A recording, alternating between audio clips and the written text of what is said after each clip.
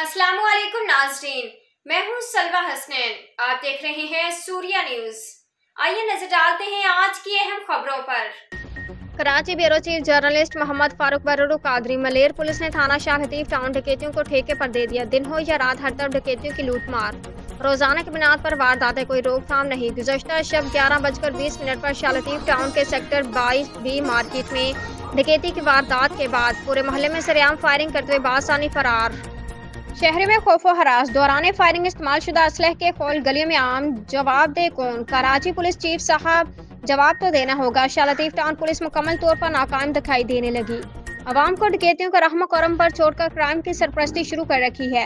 SSP मलेर साहब, इसका जिम्मेदार कौन? जवाब तो देना होगा। ये वो सवालात है जो शहरियों के दिमागों में घुसे हुए हैं, जिनके जवाबात शहरी आपसे मांग रहे हैं। जवाब तो देना होगा। डकैत हर गली मोहल्ले में वारदातें करके आवाम को यरकमाल बना रहे हैं। अफसरान बारह से गुजारिश है कि पुलिस गश्त और पेट्रोलिंग को बढ़ाया जाए ताकि आवाम सुकून के सांस ले सके। अफसरान बारह से पुरजोर अपील करते हैं शहरियों के जान माल के तहफ़्फ़ुज़ को यकीनी बनाकर फर्शनास होने का सबूत दें।